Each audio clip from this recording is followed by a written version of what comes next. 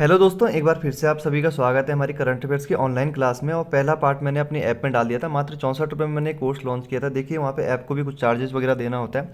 और ऐप में क्या होता है, देखिए यहाँ पे प्रैक्टिस भी करवाई जा सकती है, इसलिए मैंने ऐप पे वहाँ पे कोर्स किया था। हालांकि देखते हैं कुछ समय बाद मैं ऐप को हटा भी सकता हूँ, क्योंकि उसमें साल का पर ईयर का 10,000 के आसपास चार्ज भी देना होता है, इसलिए वहाँ पर मैंने किया था। चलिए देखते हैं, पार्ट 2 है यहाँ पे। देखिए उत्तर प्रदेश की पहली महिला पुलिस कमिश्नर कौन बनी है। देखिए एक मैंने आपको पिछले टॉपिक में दिया था, चेरनोबिल के बारे में बोला था कि पढ़ लेना आप। और साथ ही साथ मैंने भोपाल गैस त्रासदी के बारे में भी आपको पढ़ने को कहा था।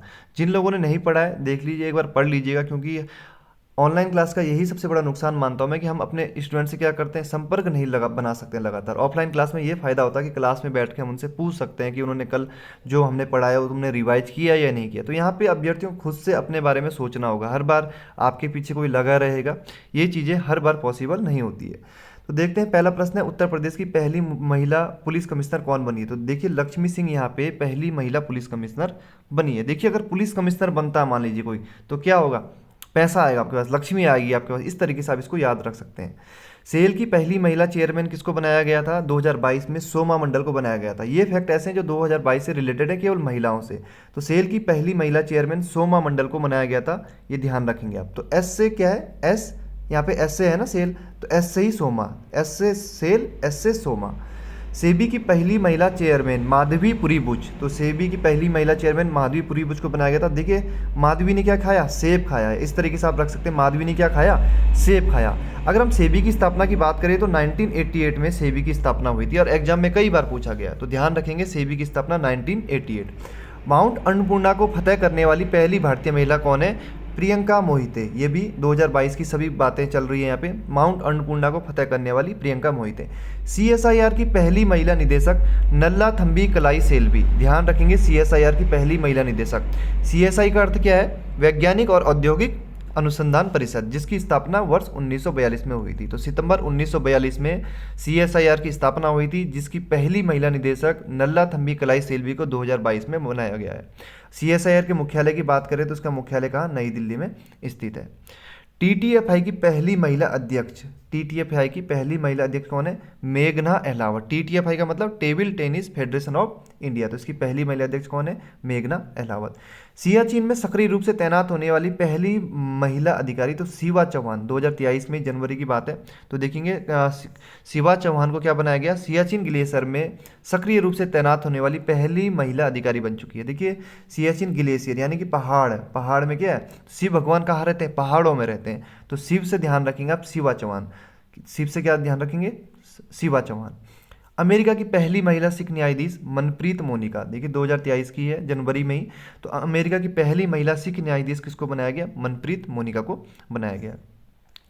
इजराइल के छठवें प्रधानमंत्री कौन बने, इस पर हमने पहले भी बात कर ली थी, लेकिन थोड़ा सा देख लेते हैं। बेंजामिन नेतन्याहू जो ये हैं, ये किस पार्टी से, लिकुड पार्टी से हैं। अगर हम इजराइल के उदय की बात करें तो 1948 में फिलिस्तीन के विभाजन के फलस्वरूप इजराइल का उदय हुआ था। तो ध्यान रखेंगे 1948 में इजराइल की स्थापना। इजराइल के प्रमुख शहरों की बात करें तो जेरूसलम इसकी राजधानी है, तेल अवीव और हैफा इसके प्रमुख शहर हैं। तो ये 3 प्रमुख शहर हैं, यहाँ से प्रश्न एग्जाम में कई बार आए हैं। जेरूसलम शहर है जो, ये यहूदी, ईसाई और मुसलमानों के लिए एक पवित्र धार्मिक स्थल है। इजराइल का गोलान हाइट्स इलाका या गोलान पहाड़ी पहले सीरिया का हुआ करता था, लेकिन इजराइल और अरब देशों के बीच में 1967 में एक युद्ध हुआ था। उसके बाद क्या होता है, इस गोलान पहाड़ी पर इजराइल का कब्जा हो जाता है। तो अभी वर्तमान समय में गोलान पहाड़ी का एक विवादित मुद्दा है इजराइल और सीरिया के बीच में। तो लेकिन अभी प्रेजेंट टाइम में किसके पास है, इजराइल के पास है। और समय समय पर इस पर आपने आर्टिकल पढ़े होंगे, आए हैं न्यूज़पेपरों में। तो गोलान पहाड़ी वर्तमान समय में इजराइल का हिस्सा है, लेकिन सीरिया बार बार मांग करता रहता है कि हमारा ये हिस्सा हमें वापस दीजिए, शांति से दे दीजिए। तो ये विवादित मुद्दा है प्रेजेंट टाइम में। परमाणु ऊर्जा नियामक बोर्ड के अध्यक्ष दिनेश कुमार शुक्ला जी को बनाया गया है। इस बोर्ड की स्थापना 15 नवंबर 1983 को हुई थी, इसका मुख्यालय कहाँ है, मुंबई में स्थित है। हाल ही में किस राज्य में नीलगिरी तहर के संरक्षण के लिए परियोजना शुरू की गई है। तो देखिए बहुत महत्वपूर्ण प्रश्न रहेगा। नीलगिरी तहर संरक्षण परियोजना को तमिलनाडु सरकार द्वारा 25.14 करोड़ के रुपए के साथ शुरू किया गया। 2022 से 27 तक इसे लागू किया। दिसंबर लास्ट में योजना शुरू हुई है, इसलिए 2022 यहाँ पे लिखा गया है। ये प्रश्न ऐड कर लिया, हालांकि 2023 का नहीं 22 का है, लेकिन महत्वपूर्ण है।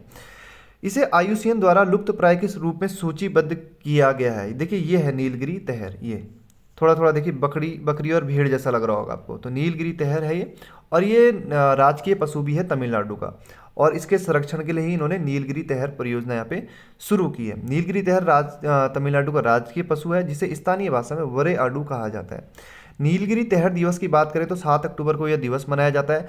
7 अक्टूबर को अगर हम एक दिवस की और बात करें तो कपास दिवस, ठीक है, कपास दिवस मनाया जाता है। ध्यान रखेंगे 7 अक्टूबर को 2 दिवस हो गए, नीलगिरी तहर दिवस और विश्व कपास दिवस।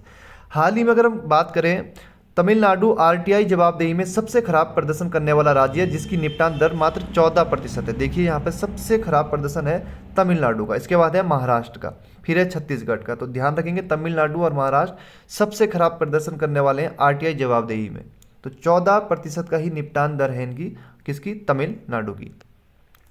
बीसीसीआई की चयन समिति का अध्यक्ष किसको बनाया गया, तो चेतन शर्मा को यहाँ पे अध्यक्ष बनाया गया। बीसीसीआई की स्थापना 1928 में हुई थी और इसका मुख्यालय मुंबई में है। इसके वर्तमान अध्यक्ष कौन है, रोजर बिन्नी है। ये भी करंट का ही प्रश्न है। तो मैं ऐसे यहाँ पे करंट अफेयर्स क्या कर रहा हूँ, 2022 के भी जो मुझे मिल रहे हैं वो मैं यहाँ पे ऐड करते हुए चल रहा हूँ, और इसलिए आप जरूर देखें इस वीडियो को। संविधान पार्क की स्थापना कहाँ पर की गई है, तो राजस्थान में संविधान पार्क की स्थापना की गई है। राजस्थान के जयपुर राजभवन में भारत का पहला संविधान पार्क बनाया गया है, और संविधान को बनाने में जिन जिन सदस्यों का योगदान है उन सभी विभूतियों की प्रतिमाओं को यहाँ लगाया गया है। और इसका लोकार्पण किसने किया है, राष्ट्रपति द्रौपदी मुर्मू ने किया है। संविधान दिवस कब मनाया जाता है, 26 नवंबर को संविधान दिवस मनाया जाता है, सभी को पता है। तो ध्यान रखेंगे संविधान पार्क भारत का पहला है, महत्वपूर्ण हो सकता है। हाल ही में महान फुटबॉलर पेले का निधन हुआ, इनका संबंध किस देश से था, तो देखिए ब्राजील के फुटबॉल खिलाड़ी थे। इनका पूरा नाम क्या था, देखिए एडसन अरांटीस डो नेसिमेंटो। अगर ये नाम एग्जाम में पूछ देता है ना तो थोड़ा सा डिफिकल्ट हो सकता है प्रश्न, अगर एग्जामिनर अच्छे लेवल का पेपर बनाता है तो ये नाम अगर पूछता है तो थोड़ा सा दिक्कत होता है। हालांकि वो पेले के नाम से ज़्यादा प्रसिद्ध थे। अन्य निधन की अगर हम बात करें, देखिए सुमित्रा सेन का यहाँ पे निधन हुआ है, एक गायिका थी। केसरीनाथ त्रिपाठी जी का निधन हुआ है जनवरी माह में, पश्चिम बंगाल के पूर्व राज्यपाल थे। ग्रीस के पूर्व और अंतिम राजा कॉन्स्टेंटाइन II, इनका भी निधन हुआ है।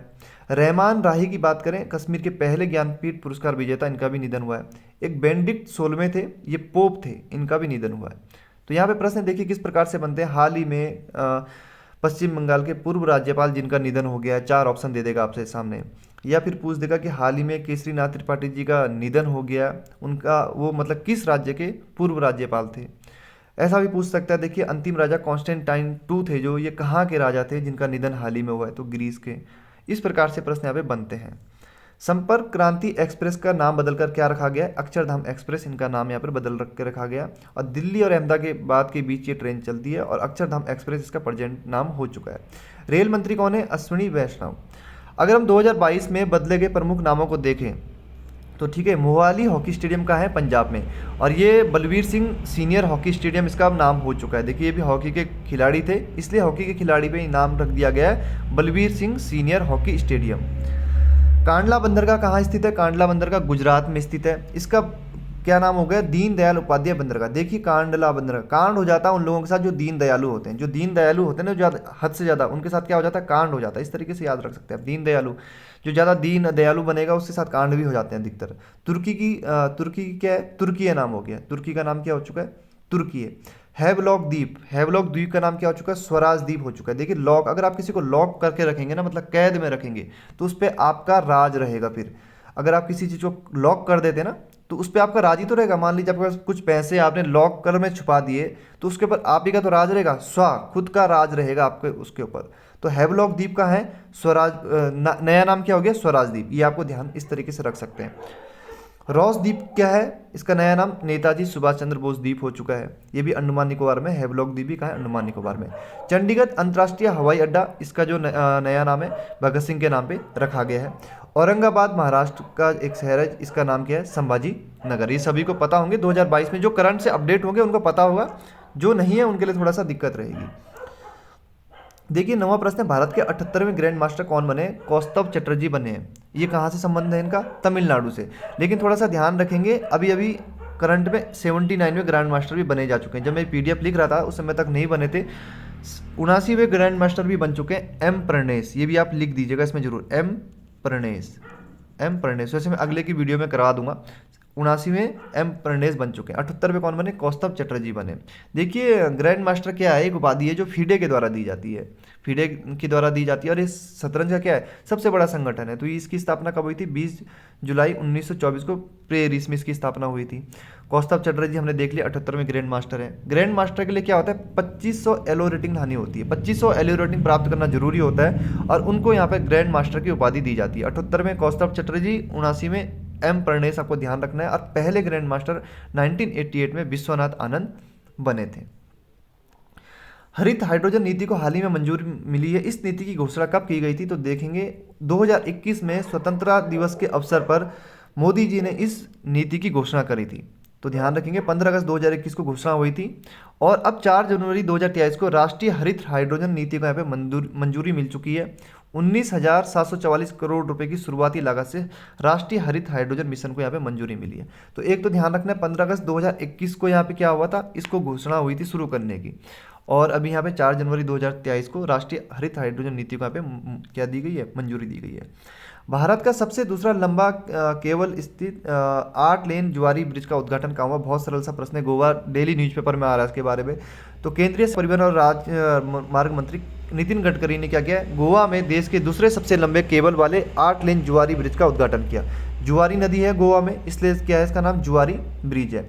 इसके अतिरिक्त एक प्रश्न बहुत एग्जाम में पूछा गया है, मारमा गोवा बंदरगाह, तो ध्यान रखेंगे कहाँ है? गोवा में ये है। 37वें राष्ट्रीय खेल कहाँ होने? गोवा में ही आयोजित होने। रेबीज मुक्त होने वाला पहला राज्य कौन है? गोवा है। तो रेबीज मुक्त होने वाला पहला राज्य भी कौन है? गोवा है। सुन्नी बांध जल विद्युत परियोजना कहाँ है? हिमाचल प्रदेश में है। और ये सतलुज नदी पर प्रस्तावित 382 मेगावाट की सुन्नी बांध जल विद्युत परियोजना को मोदी कैबिनेट ने मंजूरी दे दी है हाल ही में। तो ध्यान रखेंगे हिमाचल प्रदेश की अन्य प्रमुख योजनाएं कौन सी है? नाथप्पा झाकरी परियोजना और कोल डैम परियोजना। $200 बिलियन की संपत्ति गंवाने वाले दुनिया के पहले व्यक्ति कौन बने? Elon Musk. ये भी आसान सा प्रश्न है। देखिए $200 बिलियन के यहाँ पे इन्होंने क्या गंवाए हैं? अक्टूबर 2022 में ट्विटर अधिग्रहण के बाद मस्क की कंपनी जो टेस्ला है उसके शेयरों में जब गिरावट आई है, तो यहाँ पे $200 बिलियन यहाँ पे इन्होंने गंवाए हैं। 14वां प्रश्न है, सियोम पुल का उद्घाटन कहाँ किया गया? तो अरुणाचल प्रदेश में इसका उद्घाटन किया गया, सियोम नदी पर। सीमा सड़क संगठन की बात करें अगर हम, तो स्थापना कब हुई थी? 7 मई 1960 को। मुख्यालय नई दिल्ली में, और संस्थापक इसके जवाहरलाल नेहरू है। तो सीएम पुल ध्यान रखेंगे अरुणाचल प्रदेश, सियोम नदी पर। 108वीं भारतीय विज्ञान कांग्रेस का आयोजन कहाँ हुआ? तो नागपुर में इसका आयोजन हुआ 3 से 7 जनवरी तक, और भारतीय विज्ञान कांग्रेस का पहला अधिवेशन 1914 में हुआ था। चेरचेरा त्यौहार मनाया गया। इससे पहले भी मैंने आपको पहले वीडियो में कुछ त्यौहार बताए थे। देखिए ये त्यौहार छत्तीसगढ़ में मनाया गया, और ये खेती से संबंधित त्यौहार है। तो खेती का जश्न मनाते हैं और एक दूसरे के बीच में खुशियां बांटते हैं।